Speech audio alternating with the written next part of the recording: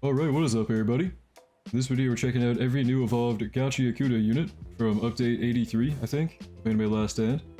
So first up we have, what's his name? Rudo, I think? Rudo, thank you Julie or Cha for checking this unit. We have Glitched and Glorious on him. And no skill tree I think. He cost 1300 to place down and the aura is, I think the cosmetic you normally get that thing behind you and his aura. Cha's wearing their own right here. So Rudo, check him out. He does have an ability on placement. We have a Giver's Gifts, which is going to change his AoE. That's going to be a menu, and you choose from the 3 different attacks that he has to change his AoE. He is Perfect Seal on placement and hybrid. Circle AoE, 240 mil or 6.26. Pretty good placement damage. He's not cheap enough to be like meta early in my opinion, but pretty good. Natural Born Giver. Upon attacking, this unit gains 8 stacks of mastery, max of 1.5k, so right here. For every 250 gained with 1 attack type, decrease the amount of mastery gained by 50%. This is reset after switching attack type, so you want to be switching attack type on him if you want to go ahead and do the honors of move to Cone AoE or something. Right now he has Circle AoE by default with a 30 radius on it. Cone AoE should be a little bit smaller, but I don't know, animation, he's just shooting a purple and green ball at them. There's the Cone AoE. We should now gain more mastery, so we're going to have to do that for a while. Or unlocking new passives or whatever, but going to upgrade him here. Right now we are at 240 mil, which is not bad damage. We'll keep going on the upgrades though. 500 mil, 1.76 mil already, okay. I mean, for being Perfect Seal, this is pretty good damage. Only Glitch and Glorious too, so not even like double Glitch or whatever. No? Could be a lot stronger. I don't even have my farms maxed out, that's my bad. But maxing out with 13.6 mil for 4.86 before we max out his mastery. So we do have to kind of max out. We have to keep swapping between attacks or whatever to max that out and see the other passives. But right now, he is doing a good amount of raw damage. I don't know, we'll have to max him out, so I'll be back whenever he unlocks a new thing. Okay, we got another passive called Trash Collector. Requires 500 plus mastery, so we got 500 right there, we have 700. Every 25 seconds, another unit in his range will throw away one random stats effect, so he'll pretty much take away a random stats effect or active ability. So if we have like Idle down next to him, I'm not sure if there's a countdown for that. Yeah, Trash Collector, so like if I get down, I don't know, Senku, does he like take it? He should take something from them. I don't know if he can take it from these like farms right here, but he should take a random stats effect or an ability from them at some point, which is kind of like copying abilities, pretty good for infinites for sure. The only problem with this guy is you have to ramp him up is like the only thing, because it took me a while, it took us a while to get him to 500 mastery. I had to wait a while. He can store up to 3 of these aspects at a time, replacing the oldest one with the newest, so he'll get a random effect. Looks like he took Electrify from Bowback maybe. Random effect or active ability, and if he got like a new one that replaces the 3, it would swap out for the old ones. I don't know. He can take up to 3 abilities pretty much, or effects from the people around him. Looking pretty okay. I mean, he's got now Solar Flame, Blizzard. Yeah, I don't know what that thing on his arm is, but we're gonna have to wait for the more mastery to ramp up. Wait, no, we got another one. Okay, 1000 plus mastery. You will permanently gain 1 of 3 random gifts. Okay, here we go. So I think he might have Gift of Mastery right here. One of them is going to be 2 more aspect slots for the Trash Collector passive, so you can steal up to 5 either abilities or random effects instead of just 3. And then this one right here that we got is Gift of Mastery. Increases mastery up to 2500, and he gains a random effect for every 500 mastery that he has. So we got Solar Flame and Blizzard from getting 1000 mastery on him. Gift of Power, increase his damage by 2x and decrease SPA by 35%, crits deal an additional 3.5x damage. So pretty much, right? Get him to 1k mastery by having the ability on auto, and 500 mastery as well. At 500 mastery, he can steal different people's abilities and effects and everything. At 1k mastery, he will actually unlock like a random buff, 1 of 3. So one of them makes him be able to steal more abilities, one of them is going to make him have more mastery and gain random effects every time you ramp him up, so pretty much have a higher ceiling. And Gift of Power is just raw damage only. Right off the bat, because he can steal abilities, he's looking pretty alright. We have to kind of ramp him up a little bit more, and then we'll find out what he does at 1.5k mastery. I don't know. We'll have to wait a long time for this guy, pretty much. Infinite unit, if anything. Okay, this should be the last thing he gets right here. A Giver's Choice at 1500 mastery. And he also got Slow from hitting that. Upon activation, select any of the unit's attacks to permanently buff. So Garbage Punch, the Circle AoE one, he can gain Crippled and Poison, and set the AoE to 55 instead of 30. Keyboard Warrior, you can set it to AoE of 45 instead of a 25. Then a random stats effect. And then Trash Nailer, which is the one we have right now, the line AoE. We should gain Bleed and Stun, and then set AoE to 30. Right now it is a 20 before that.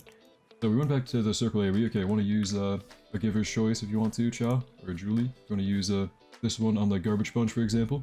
But yeah, the problem with this guy, I think, overall, is why I wouldn't use him, you have to ramp up the mastery, and getting that on him takes a long time. But he definitely would be... Looks like we used a giver's choice, right? So did we gain anything here? I don't know which one you used, but I don't think he gained bleed or stun. I don't know. Either way, he's an infinite unit. Okay, if you ramp him up, he can steal abilities, and he can steal different effects and everything, and get his own as well.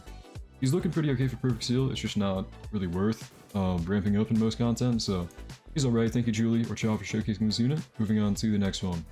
Next up, we have Angelic Cleaner Abuser. This guy's from the Act 5 of the raid. I farmed for this guy myself. Glitched and Shinigami on him. This guy's a little bit weird. He is a 500 place down. He could be a starter unit. He's very cheap. But he's a gimmick unit. He's a trap placer. So he's placing down traps instead of normally attacking. Those are going to cap at 2 traps per upgrade. So right now we can only have 2 down. It will look like a little cardboard box with a stick going into it. If we can have him throw it down where he's not going to blow it up. Cardboard box with a stick. Okay. He places down traps, right? Pretty much is going to stun for 20 seconds with a 25-second cooldown per enemy. So 20 seconds stun. Very nice. It's also going to deal 100% of his damage every second they're stunned. So pretty much that trap is going to be doing 20 times his damage over time and stunning them for a long time. For other units attacking stuff that's stunned, so like if you have a rare unit down, just kind of attacking and not killing it, anytime something's hit while he traps it and stuns it, it will increase the damage he does per tick by 100%. So pretty much he can ramp up to be doing, I don't even know. Look, I don't even know. I can't do math right now, okay? He do a lot of damage. He's doing a lot of damage.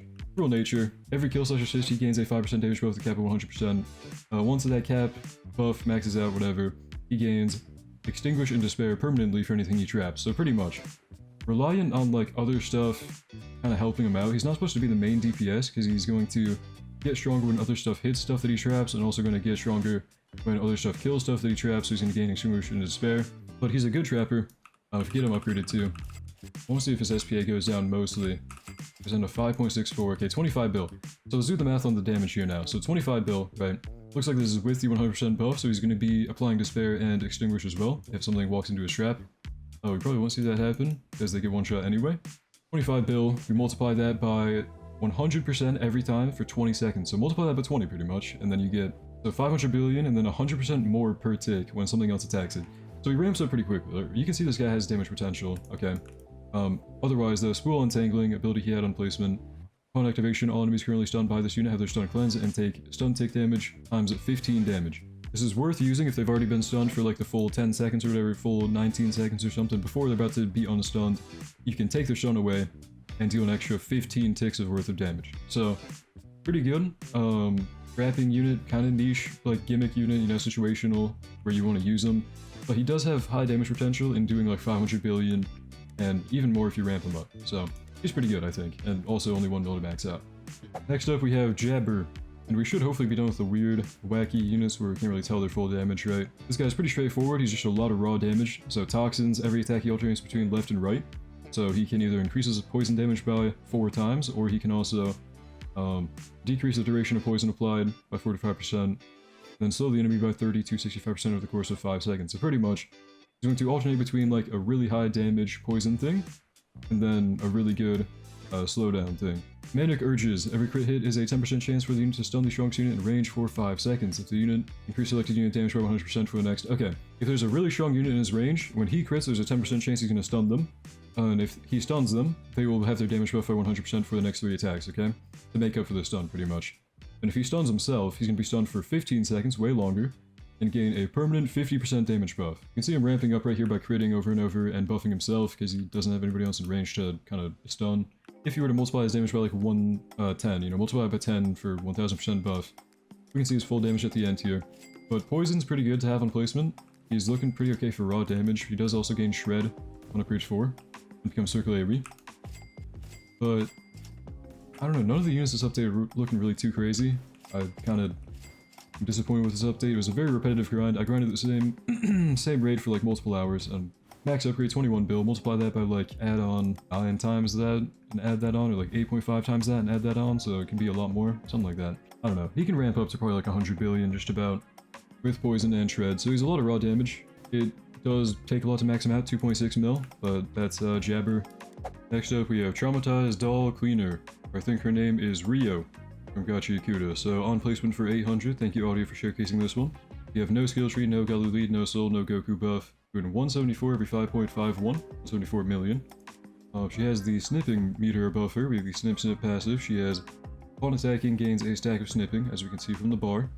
Once she maxes out at 4 stacks, her next attack is going to gain a 380% damage buff and apply 3 random bleed type dots. And then 1000 cuts, so kind of like the Guts Divine Boost here. If you remember Guts, he's going to ramp up other people's damage and kind of deal it on attack.